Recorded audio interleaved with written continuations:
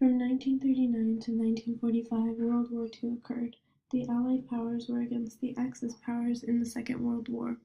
The Allied leaders consisted of Joseph Stalin from the Soviet Union, Franklin Roosevelt from the United States of America, Winston Churchill from the United Kingdom, and Chiang Kai-shek from the Republic of China. The Axis leaders consisted of Adolf Hitler from Nazi Germany, Hirohito, the 124th Emperor of Japan, and Benito Mussolini from Italy. Some major causes for this war were the fascism in Italy and Japan, Japan's invasion in China, and the Nazi Party's political takeover in Germany, as well as their aggressive foreign policy. In the end, the Allied powers did succeed in victory of the Axis powers.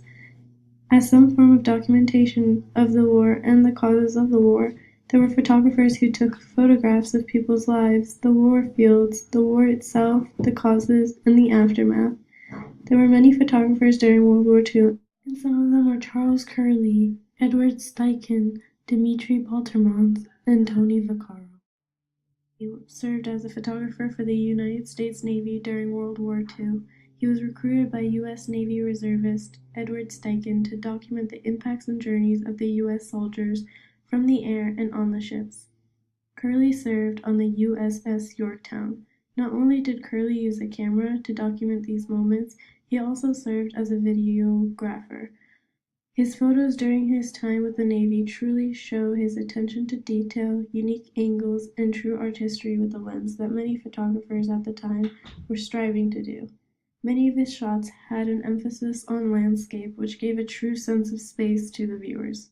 Edward Steichen was an American artist and gallerist who was a famous figure in the development of photography.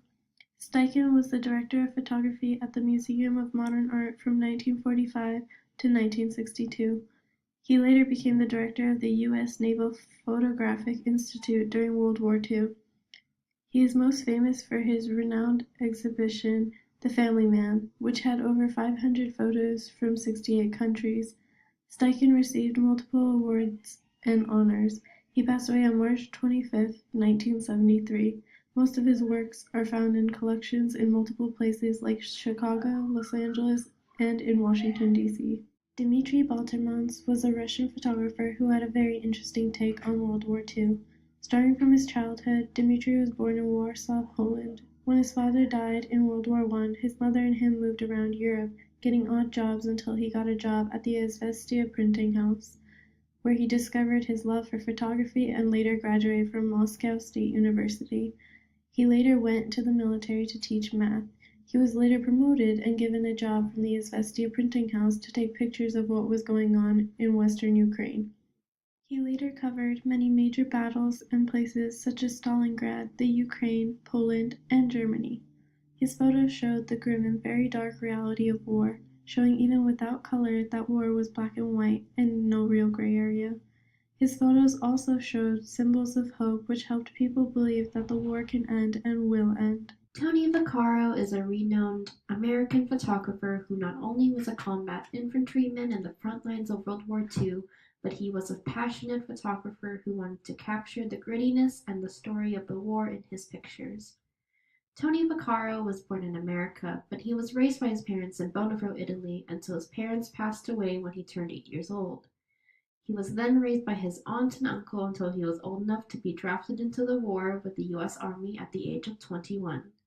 From there he photographed the daily lives of soldiers and people in Europe while he fought in the war. He would also photograph European cities and how the war affected many people. During the times where he was not assigned on any missions, he would often develop his films in army helmets and dry wet negatives on branches.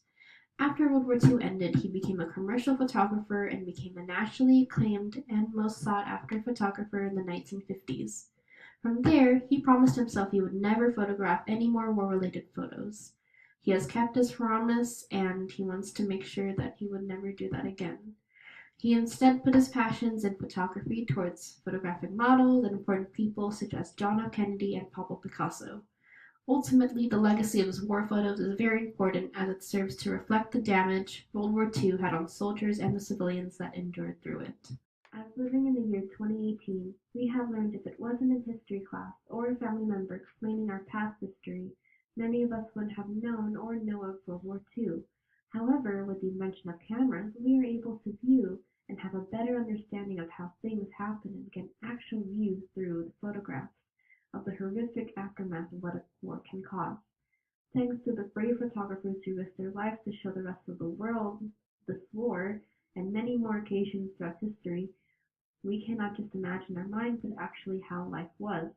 Photography changed the way we viewed and learned about history because we had an actual live scenario through an image instead of your imagination, making you, the viewer, more aware of how the scene was during the time.